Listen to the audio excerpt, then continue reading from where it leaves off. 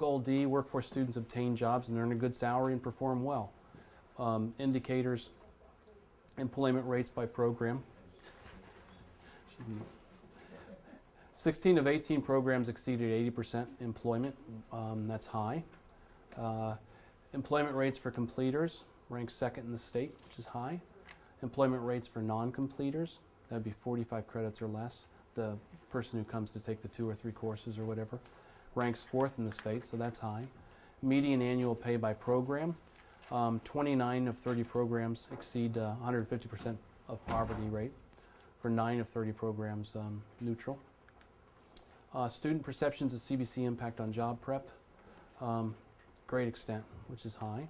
And employer satisfaction with CBC grads, insufficient data, but we know from past surveys that employer satisfaction is very high, usually in the 85 or 95% range, somewhere in that area. What is poverty? Pardon? Poverty. What's it? 150% of poverty rate is about 22,000 for a family of 4. Right. So 150% of that would be, you know, 33,000 or whatever. I think we have it on one of the slides. Do we? Employment rates of program completers. We're doing a cross-college comparison for this, and CBC ranks second. We have an estimate of 262 program completers, which is 45 credits or more, who are employed. Rich. Yeah. If you go back one, you guys should all give yourselves a round of applause, you know, because that's a very positive slide. Yeah, it's very and it positive. does mean that you're all, you know, you're all doing your job well and impacting people's lives, and that's what you want to do. Thank you. And I tell you, these guys out here, Rob and Sean and Monty, they do an incredible job, and they really, you know, the students who come to them and stay with them and learn from them because they're master craftsmen are successful, really without fail. So there's a lot to be said for that. Employment rates of program completers, just showed that we're second. Employment rates of program non-completers, and we rank fourth in the state for that with an estimated 381 N. Employment rates by program for completers, and these are just great employment rates. When you get down to, you know, say the bottom, you are kind of looking at perhaps unemployment rates that have to do something with the economy as well.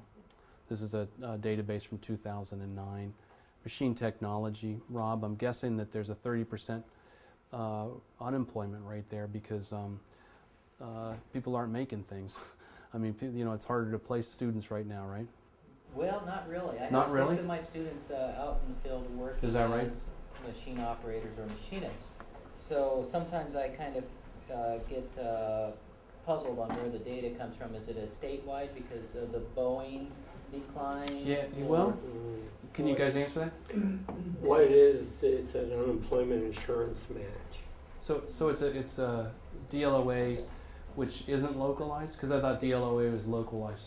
Actually, well, it is localized to our students, but the area it covers is not localized. Oh, okay. So there you go.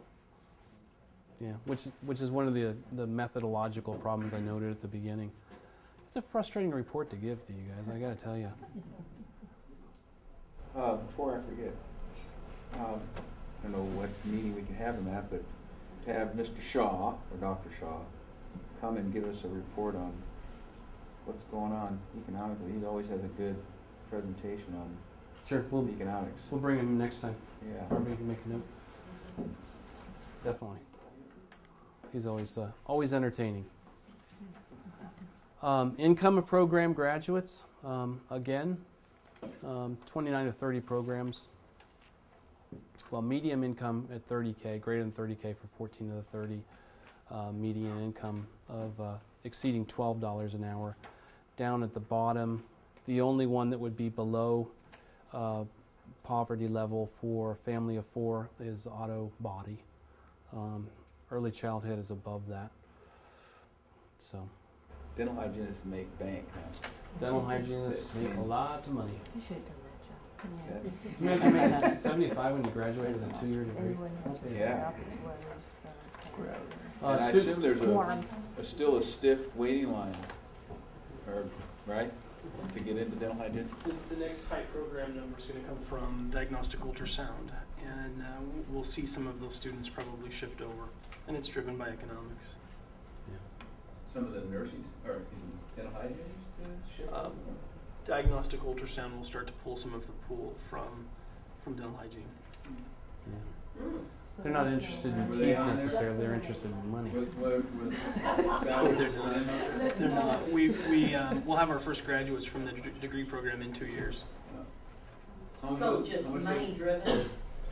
Is that what you mean, Kurt? But How it's much- how much will they much make? more interesting than just one area of the body. I mean, to me, I'm interested. I'm not really one area. Anything more interesting than teeth. What's the salary expectation for? About 80 is a starting point. Yeah. Oh my An hour? 80,000. 80 a year, 40 an hour. And that's just the beginning, because when they do sub-specialists, they can earn as much as that course. 120, 130 is for 1 year more pay. Of these dental hygienists, how many go on to be dentists after they've worked in that field? Not very often. Yeah. Not It's very not a unusual. path that they usually do. And once they go into hygiene, their passion is usually hygiene and not dentistry, per se. But many of them don't work full-time, is that correct? They work 3 to 4 days a week? Is that the same with radio? That's the same with everybody in the medical profession. Oh, I don't Underpaid. At least for 80% of the specialty fields. The reason I asked Kurt was a young lady who graduated here about 4 or 5 years ago, is now in Portland at dental school. She was at the VA, and last year she went to dental school. That's great. You know, I get lots of people that call me and ask me about the selection process for dental hygiene and for nursing. And I'm like, well, I don't really know what that is. I know it's hard. And I know that they come from all over, you know, to try to get into this program, or they try multiple places to get in. How many students actually are CBC students filling the requirements so they can apply, right? Traditionally, about half of the students that come into the dental hygiene program are from CBC. The other half come from out of the area.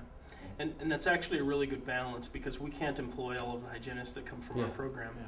So if a student comes from Tumwater or something, their chances are they're going to return back to Tumwater and go to work for a dentist that they probably worked for as a dental assistant. And that develops a really good model of making sure that the students have good employment opportunities. It's done as a competitive basis, and so students who have the higher GPAs, who have some experience within the dental field or within the medical field, increase their chances of getting in. And we scale them. We essentially rank the students and take the top 18. Well, it is a very complex but simple, at the same time elegant scoring rubric. And maybe you could bring that sometime and just do a quick report on it, if you'd like to know. Students that were taking prep classes for Yes. dental hygiene who don't make it in. Right. It's a very interesting too. And what about the mixture of the nursing students, ADNs? How many of those are local versus? Probably about 95% of them are local. So it draws more heavily local students and place-bound students than what dental hygiene does. And this area absorbs them, correct? So far.